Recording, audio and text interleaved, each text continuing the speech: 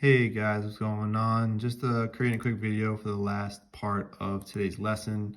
It has to do with GeoGebra, and it has to do with the figuring out which one of these four choices would get us from figure A, B, C onto figure A prime, B prime, C prime down here, right?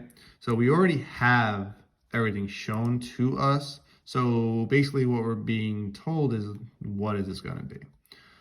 Which one of these answers would make the best sense? So I'm going to show you a couple ways of doing this. Obviously, we're going to have the actual method of using, our rotation about a point part. But what I want to do is try to get some ideas in terms of, hey, let's think logically here, right? So first things first, if I'm starting here and I want to move to A prime, B prime, C prime, logically I want to, the quickest way is to start here and go to the left, which is a counterclockwise action, right? Falling to the left is counterclockwise. So right away I can kind of eliminate 180 degrees or anything's clockwise, right? Because I'm not going to the right. If it was 180, I'd be directly across from it. So I'd be over here, and that's not okay. So I can eliminate the bottom two choices. So basically now what I have to do is simplify my experiment to only A and B. So is it 85 degrees or is it 105 degrees? You can kind of reason your way through it, but I would prefer for you to think in terms of hey, what's a 90-degree angle look like, right? Straight down, straight across, I should be here. I'm a little bit past the 90 degrees, so I think 105 would make sense, right? That's one way of reasoning it, right? Create a little 90-degree angle. Hey, I'd be here. That's not far enough. So what's the next size bigger than 90 degrees? It'd be 105. But I'm going to show you using this cool technology. I'm going to click on here. We're going to move the original triangle ABC about the point D, and we're going to go with answer choice A. We're going to test A, which is 85 degrees. 85, and that is going in the counterclockwise action, right? So we go counterclockwise. Very nice. Boom, right? Ooh, and if you notice, we didn't get there. It's not far enough. We're not on top of it. So I'm going to go ahead and I'm going to go back one, and we're going to redo this, right? We're going to redo it, but this time with 105 degrees. Go ahead, right? 1, 2, and like I said, we're doing 105. So everything else is staying exactly the same, just the number of degrees is increasing.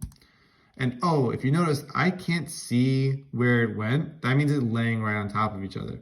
In fact, there are two pieces right here. Let's see if I can find a move feature. Maybe I can move it over the way.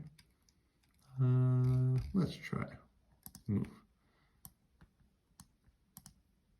No, maybe not. All right, I tried.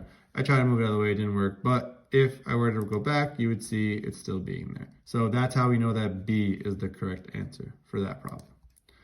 And then the last slide that I would have shown you today was this, where we see multiple rigid transformations happening. We're starting with triangle 1 right here, going to 2. It's a translation of right 2, up 5, so sliding over, sliding up. Boom, same size triangle, same size, same shape of a triangle, right? Both of them right triangles. So that's a rigid transformation. We have congruent figures. Awesome. Number 2, going from 2 to 3, we're actually rotating 180 degrees about the point B, which makes sense. A rotates about a half a circle going here. C goes half a circle to here, and then B doesn't move because that's what we're rotating about. And lastly, here we go. And by the way, same size, same shape, just turned. We're going to reflect about the line CA, which is that line that they both share.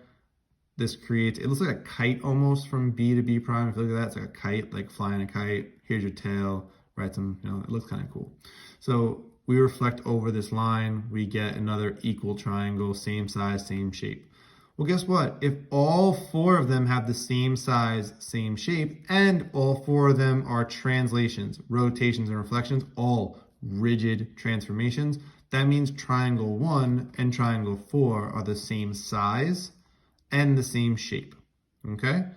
If you have any questions, by all means ask. I'm here for you guys. This is the end of the lesson. I'm going to post this video along with the slides today. I hope you have a great day. Have a good night, and good luck with the work tomorrow.